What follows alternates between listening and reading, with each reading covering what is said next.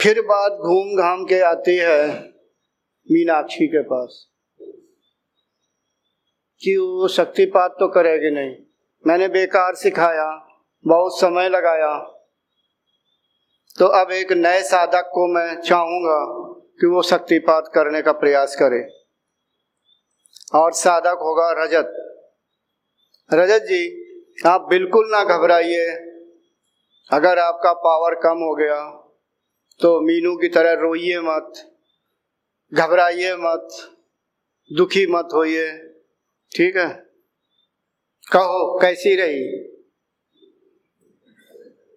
मैं मीनू से कह रहा हूं, मैं कह रहा हूं कि शक्तिपात करो। सिखाने का मतलब क्या या खुद सीखने का मतलब क्या? ऐसी विद्या अध्ययन का क्या काम कि दूसरे को विद्या प्रदान ना की, सिर्फ अपने लिए? ऐसा अध्यात्म सीखा या इस लायक है, क्या लाभ कि दूसरों को लाभ नहीं हुआ? क्या मनुष्य का जीवन जो दूसरे के हम काम नहीं आए? क्यों अंशुल जी, आपकी हिंदी बहुत अच्छी है, बोलने की शैली बहुत अच्छी है, मैंने कुछ ठीक कहा कि नहीं कहा? हाँ, मैं साधकों से बता दूं कि ये मत देखिए कि मैं किस पर शक्तिपात कर रहा हूं। मैं फिर दोहरा दूं, सबसे आखिरी साधक जो बैठे हुए हैं मेरी निगाह उन पर भी है, बल्कि इस क्षेत्र के अंदर जितने यानी सभी साधकों पर शक्तिपात हो रहा है। आप अनुभूति करने का प्रयास कीजिए, ठीक है? आप समझिए। हाँ, जिनको मैं विशेषता को लेकर के स्पर्श कर रहा हूँ वो एक अलग बात है, लेकिन आप उनसे अछूते नहीं है, शायद महसूस होता हो, नहीं तो धीरे धीरे महसूस होगा।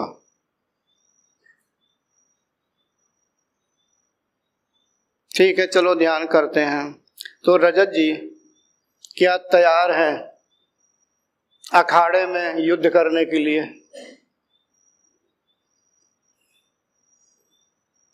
मीनू देख लो कहीं आगे ना निकल जाए, बहुत पीछे है आपसे।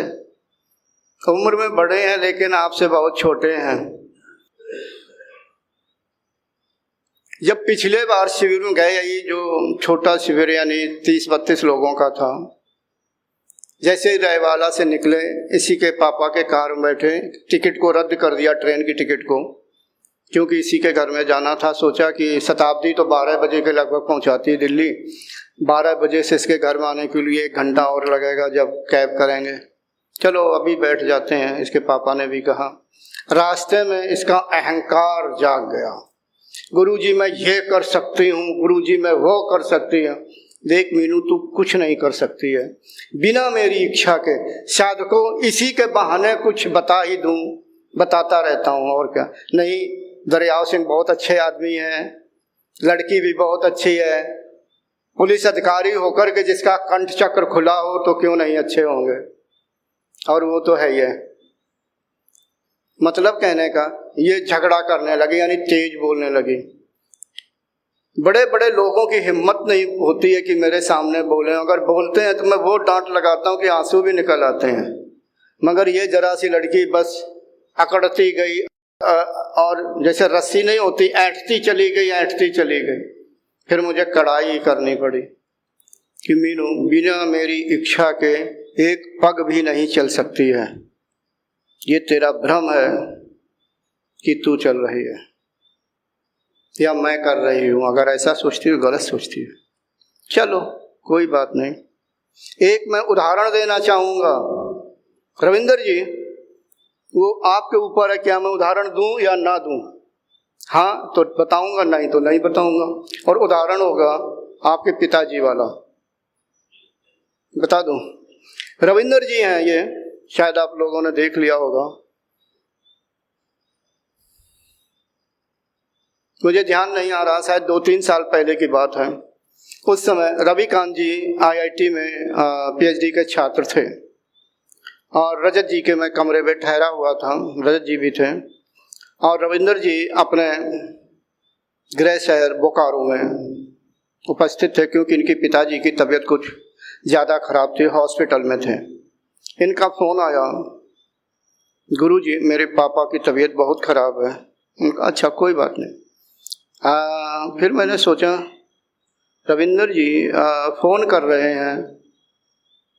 क्षण भर सोचा हमने कि रविंदर जी आपने मुझे ऐसा फ़ोन क्यों किया कि मेरे पापा की तबीयत खराब है। कहा कोई बात नहीं, बस मेरे अंदर इच्छा हुई और कोई बात नहीं, कि बस मेरे मन अंदर आई कि मैं बता दूं, आपको बता दिया। हमने कहा चलो कोई बात नहीं।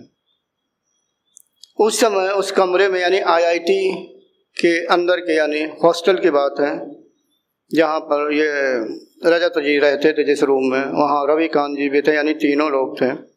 मैंने कहा रविंदर जी ठीक है आपने बताया है तो अब थोड़ा बहुत लाभ ले लीजिए। वैसे मैं सिद्ध मंत्रों का प्रयोग अध्यात्म में ही करता हूँ, संसार के लिए या सांसारिक कार्य के लिए नहीं करता हूँ। मैंने इन्हें मृत्युंजय मंत्र के विषय में बताया फोन पर, और कुछ विधि भी बताई, और वो विधि यहाँ बताना उचित नहीं है, और अगर बता भी दूंगा तो आप लोगों से होगा नहीं। हाँ मुझे मृत्युंजय मंत्र सिद्ध है।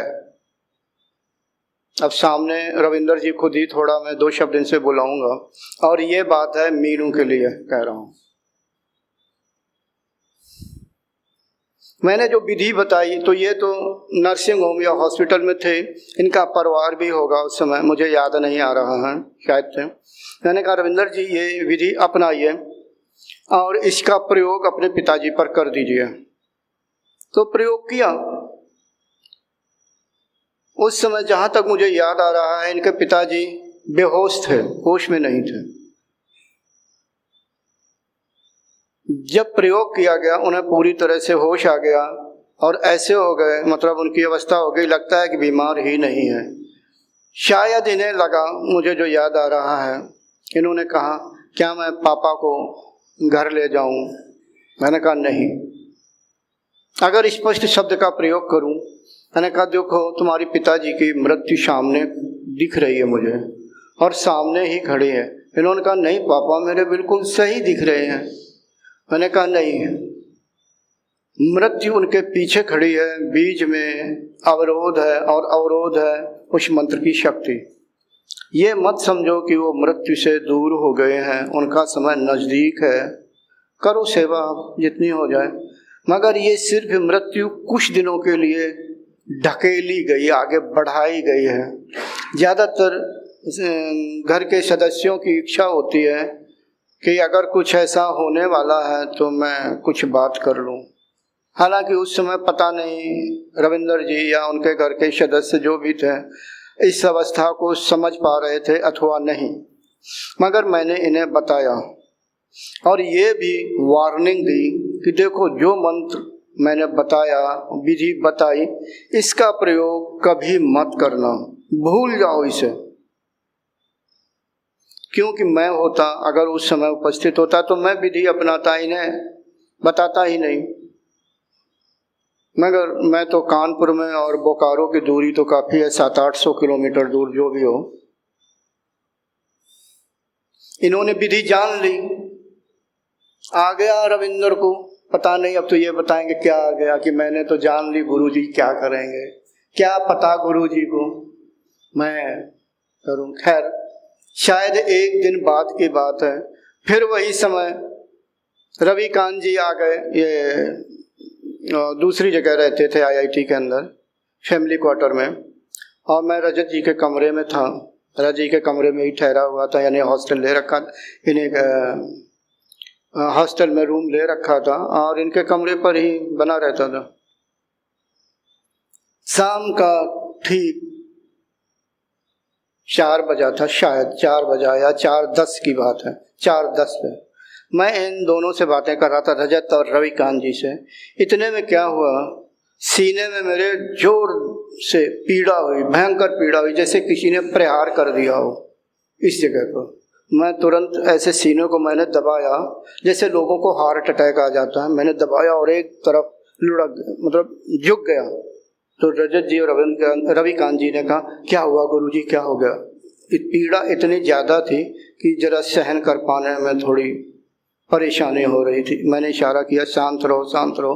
खैर कुछ क्षण बाद मैं ठीक हो गया। मैंने सोचा इतनी ज़ोरदार पीड़ा कैसे हुई, मैं समझने में कोई देर नहीं लगाई। मैंने कहा इन दोनों से, ये रविंदर जी की देन है। मैंने फ़ोन तो बगल में रखा ही था, फ़ोन मिलाया। मैंने कहा, रविंदर जी आप इस समय कहाँ पे हो? कि मैं हॉस्पिटल में हूँ पापा के पास। उन्होंने कहा, तुमने आखिरकार उस मंत्र का प्रयोग कर ही दिया। इन्होंने स्पीकर भी खोल दिया। उस समय उनके परिवार के सदस्य भी थे, यानी मम्मी वगैरह, और भी हों भाई, मुझे नहीं मालूम, शायद रविंदर जी बताएंगे। इन्होंने स्पीकर खोला तो जो मैं इधर से बोल रहा था कि इन्होंने कहा, हाँ मैंने प्रयोग कर दिया। मैंने कहा, क्यों प्रयोग उस मंत्र का कर दिया? वो तो एक बार के लिए मैंने कहा था, ये तो नहीं बताया था कि आप करें, बल्कि मैंने कहा था आप भूल जाइए इस मंत्र को, यानी कभी भी अपने जीवन में इसका प्रयोग नहीं करना। कहीं हाँ बस इच्छा थी, पिताजी की तबीयत खराब थी तो मैंने ऐसा कर दिया। तो उन शब्दों को शायद इनकी माताजी ने भी सुना होगा, तो इनकी माताजी मुझे साधु बाबा कहती हैं। वैसे मैं साधु बाबा नहीं हूँ, सामने देख रहे हैं, मगर कहती हैं, ये उनकी श्रद्धा है। और श्रद्धा भी इनकी माताजी की बहुत है हम पर, मगर कभी मैं इनके घर नहीं गया। इन्हीं की बातों से उन्हें विश्वास हुआ होगा कि साधु बाबा को मालूम हो गया कि तुमने ये क्या किया, कि हाँ देखो सुनो मोबाइल पे क्या कह रहे हैं। खैर मैंने इनकी डांट लगाई। ये संदेश मीनू के लिए है। Thanks for watching. Remember to like, comment and subscribe.